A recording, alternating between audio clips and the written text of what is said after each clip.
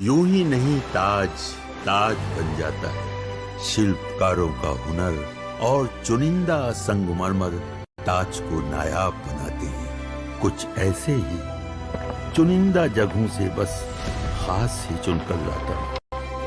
कतरे कतरे को मैं हीरे सा परखता हूँ। यूं ही नहीं मैं रजनीगंधा बन जाता। डावाडोल है, वहां शटडाउन हो चुका है अमेरिका में। 2-3 दिन से अमेरिका जो है वो ठप पड़ा हुआ, शट डाउन। लोगों को कह रहे हैं सरकारी कर्मचारियों घर बैठो, आना मत ऑफिस। शटडाउन का मतलब है कि वहां पर बजट ही पास नहीं हो पा रहा। बजट पास नहीं हो रहा है तो सरकार चलाने के लिए पैसा ही नहीं है। पैसे नहीं है तो सैलरी नहीं दी जा सकती। आप देखिए क्या चल रहा है दुनिया में। ये ट्रम्प भाई साहब दुनिया को ये टैरिफ वो टैरिफ, ऐसा पैसा कमा लिया, वैसा पैसा कमा लिया। सरकारी कर्मचारी को देने के लिए पैसा नहीं है इसके पास। दुनिया में क्या चल रहा है आप देखिए बॉस। अमेरिका से लेकर फ्रांस से लेकर उधर नेपाल देखिए, इधर पाकिस्तान देखिए, लेकिन भारत में मोदी राज में क्या हो रहा है भाई। अमेरिका में पूरा सरकारी सिस्टम ठप हो गया। हजारों सरकारी कर्मचारियों को बिना वेतन के छुट्टी पे भेज दिया गया है। हजारों कर्मचारी ऐसे हैं जो बिना वेतन के काम करने को मजबूर हैं। और दूसरी तरफ भारत में सरकारी कर्मचारियों को मोदी सरकार दिवाली का डबल तोहफा दे रही है। करिए कि बोनस भी ले जाओ, महंगाई भत्ता लिए भी ले जाओ। वहां सैलरी आना मुश्किल है अमेरिका में, यहां डबल डबल तोहफा मिल रहा है दिवाली पर। अमेरिका की तरह ही फ्रांस में भी शटडाउन जैसे हालात बन गए। लोग वहां सरकार से और ज्यादा आर्थिक मदद मांग रहे हैं कि पैसा दीजिए, हमारे पास पैसा नहीं है। प्रदर्शन की वजह से वहां एफिल टावर बंद करना पड़ गया है। दूसरी तरफ भारत में जीएसटी और इनकम टैक्स को कम करके लोगों पर आर्थिक बोझ कम कर दिया नरेंद्र मोदी। महंगाई कंट्रोल में है, आर्थिक विकास दर दुनिया में टॉप पर है। यानी जिस वक्त अमेरिका और फ्रांस जैसे ताकतवर देशों की जमीन हिल रही है, पैर उखड़ रहे हैं, उस वक्त भारत में प्रधानमंत्री नरेंद्र मोदी किस तरह भारत की इकोनॉमी को, भारत के लोगों की चिंताओं को समझते हुए फैसले ले रहे हैं, वो अभूतपूर्व है बॉस। पूरी दुनिया देख के हैरान है कि आदमी कैसे कर पा रहा है भाई, हमसे नहीं हो रहा। दुनिया इस बात पर हैरान है कि नरेंद्र मोदी की कूटनीति से अमेरिका चौतरफा कैसे फंस गया। भाई पहले चीन ने ट्रंप को हड़का दिया था, ये सब नहीं चलेगा दादागिरी, तुम क्या कर रहे हो। अब दोस्त मोदी के लिए पुतिन सीधे अमेरिका से भिड़ गए भाई। पुतिन ने कैसे भारत को लेकर ट्रंप की क्लास लगा दी, आज आपको यह भी दिखाऊंगा। लेकिन नरेंद्र मोदी की इस दमदार कूटनीति के बीच राहुल गांधी में कुछ नहीं बदला बॉस। उनको अभी भी कुछ नहीं दिख रहा। वो फिर विदेश गए हैं, फिर वही कांड कर रहे हैं। विदेश की धरती पर जाकर राहुल गांधी नया कांड करके आए। राहुल गांधी ने विदेशी धरती से मोदी और चीन पर ऐसा क्या कह दिया कि बवाल मच गया है। और ऐसी ऐसी बात कह दी है बॉस कि गाड़ी भारी क्यों होती है, बाइक हल्की क्यों होती है। पूरा छीछा लेदर हो गया, मजाक उड़ रहा है कि राहुल गांधी जो बोल रहे हैं इसको समझने के लिए दिमाग का फ्यूज उड़ जाएगा। राहुल गांधी की बात तो आगे करूंगा कायदे से, लेकिन पहले दुनिया में जो हो रहा है उसे देखना जरूरी है। क्योंकि जिस वक्त भारत में नरेंद्र मोदी इकोनॉमी के लिए बड़े बड़े फैसले ले रहे हैं और लोगों को लगता है कि इसमें क्या है, इकोनॉमी रॉकेट बनी है तो बनी है, जीएसटी में रिफॉर्म कर दिए तो कर दिए, महंगाई डबल डिजिट में नहीं जा रही तो क्या ही हो गया, हमारे डीए बढ़ा दिए तो बढ़ा दिए, क्या ही हो गया। बॉस ये जो बातें आपको छोटी छोटी लग रही हैं, वो दुनिया के सिनारियों में देखिएगा तब आपको पता चलेगा कि बॉस भारत आज की डेट में कहां खड़ा है। अमेरिका जैसा ताकतवर देश बाप बाप कर रहा, फैसले नहीं ले पा रहा। 3 दिन हो गए, अमेरिका का पूरा सिस्टम ठप पड़ गया है। 3 दिन से शटडाउन चल रहा है। अमेरिका में इस वक्त क्या क्या बंद हो चुका है आप देखिए, सुनिए। अमेरिका की स्पेस एजेंसी नासा बंद हो गई भाई, सिर्फ कुछ सर्विस चल रही है। 83% स्टाफ नासा का छुट्टी पे चला गया है। बताइए, जिसको जाना था चांद पे वो चल गए छुट्टी पे। शटडाउन की वजह से अमेरिका का एजुकेशन डिपार्टमेंट बंद हो गया। करीब 87% स्टाफ छुट्टी पर चला गया एजुकेशन डिपार्टमेंट का। ट्रंप जो पढ़ा रहे थे कि मैं अमेरिका को ग्रेट अगेन बना दूंगा, मागा अमेरिका ग्रेट अगेन, लोग कह रहे हैं मागा मतलब मेक अमेरिका गरीब अगेन है क्या जी। शटडाउन की वजह से अमेरिका में म्यूजियम और नेशनल पार्क बंद हो रहे हैं। म्यूजियम का टिकट खरीदेगा कैसे आदमी, पैसा ही नहीं है। अमेरिका में डिपार्टमेंट ऑफ लेबर ने काम करना बंद कर दिया है, पैसा नहीं दीजिएगा काम कौन करेगा। अमेरिका का कॉमर्स विभाग करीब करीब ठप पड़ गया, वहां 81% स्टाफ छुट्टी पर चला गया। अमेरिका का एनर्जी, एग्रीकल्चर, हाउसिंग और अर्बन डेवलपमेंट का भी आधे से ज्यादा स्टाफ छुट्टी पर है। सबसे ज्यादा असर डिफेंस पर पड़ा है। रक्षा विभाग में करीब 3,34,000 लोग छुट्टी पर चले गए। 3,34,000 लोग बॉस। ये अमेरिका का हाल है। काम करने के लिए लोग नहीं है, ताला लटका हुआ है, वर्क फ्रॉम होम भी नहीं है। ये मत सोचिएगा कि भारत की तरफ वर्क फ्रॉम होम चल रहा होगा ना।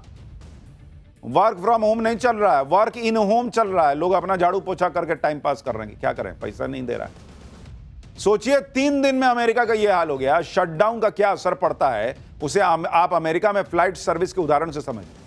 अमेरिका में एयरलाइंस ने अपने यात्रियों को पहले ही आगाह कर दिया कि शटडाउन की वजह से फ्लाइट सर्विस में देरी हो सकती है, क्योंकि अभी ट्रांसपोर्टेशन सिक्योरिटी एडमिनिस्ट्रेशन के ऑफिसर और एयर ट्रैफिक कंट्रोलर से जुड़े लोग बिना सैलरी के काम कर रहे हैं। अमेरिका में 60,000 ट्रांसपोर्टेशन सिक्योरिटी एडमिनिस्ट्रेशन के ऑफिसर हैं और 13,000 एयर ट्रैफिक कंट्रोलर्स हैं। ये वो लोग हैं जो शटडाउन में भी काम करते हैं, क्योंकि इनकी सर्विस को जरूरी माना गया है।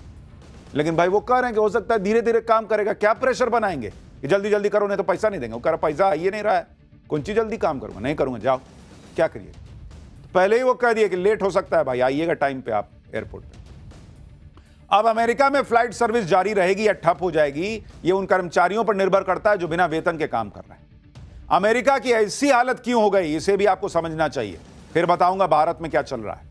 दरअसल अमेरिकी सरकार को चलाने के लिए हर साल बजट पास करना जरूरी होता है, लेकिन ट्रंप सरकार और विपक्ष के बीच अभी तक फंडिंग वाले बिल को पास करने पर सहमति नहीं बन पाई है। शटडाउन की वजह से सरकारी एजेंसियों को वेतन ही नहीं मिल पा रहा है, और उसका असर यह हो रहा है कि गैर जरूरी सेवाएं और दफ्तर बंद हो गए, क्योंकि जब वेतन ही नहीं है तो दफ्तर खोल के कीजिएगा क्या। अमेरिका में इसे शटडाउन कहा जाता है।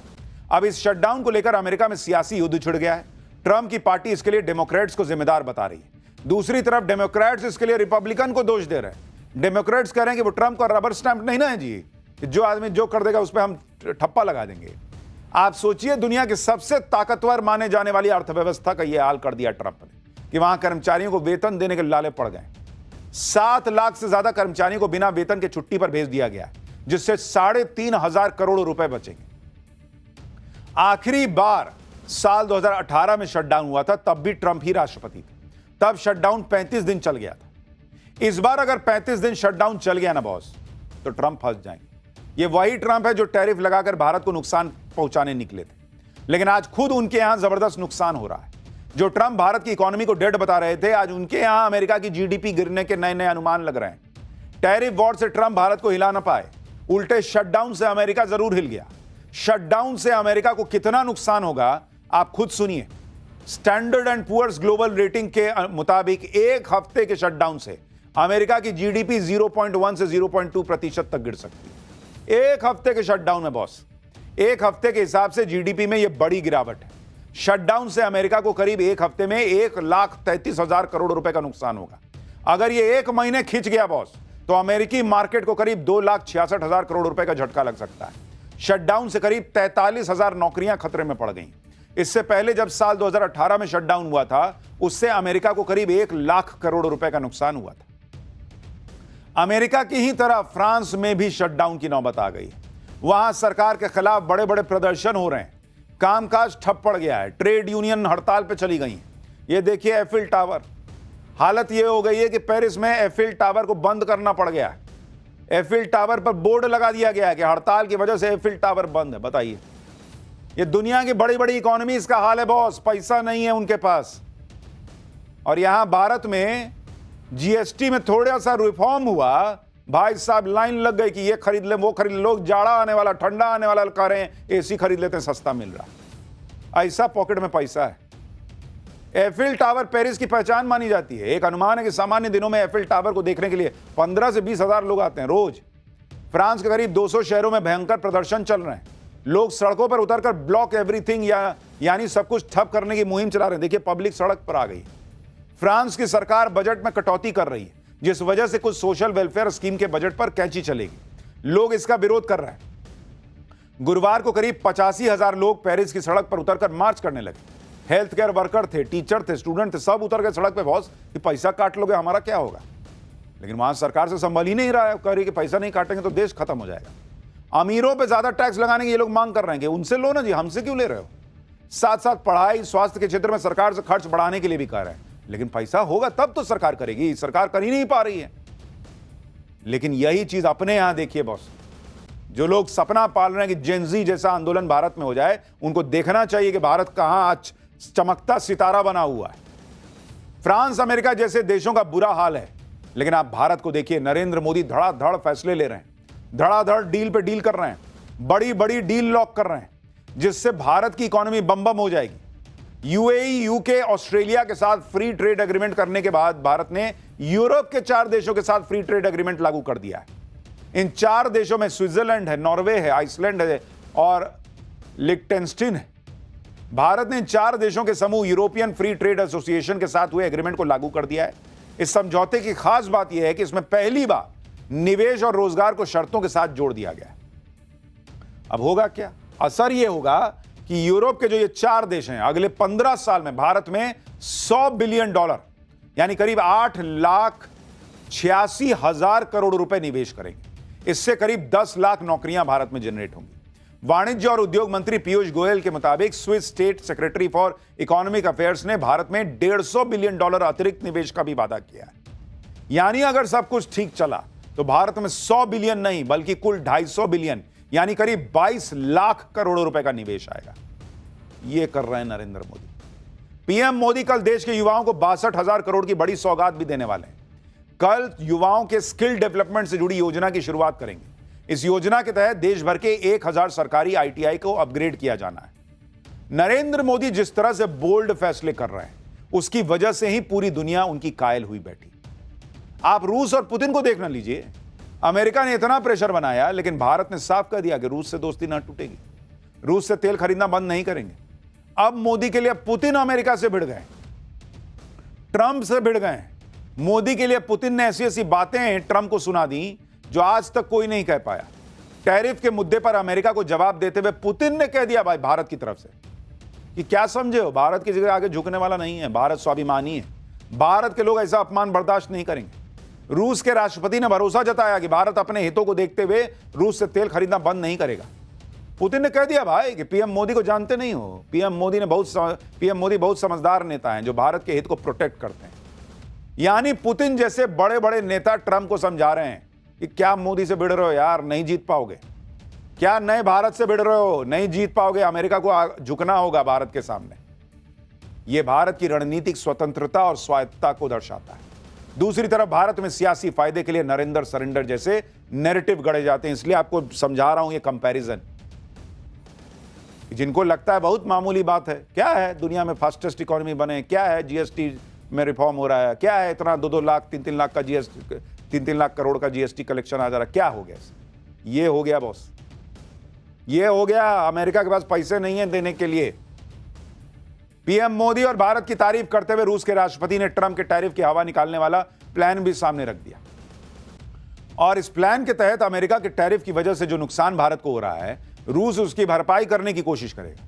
रूस भारत के साथ अपने ट्रेड इंबैलेंस को ठीक करेगा। दरअसल भारत रूस से बड़ी तादाद में क्रूड ऑयल खरीद रहा है।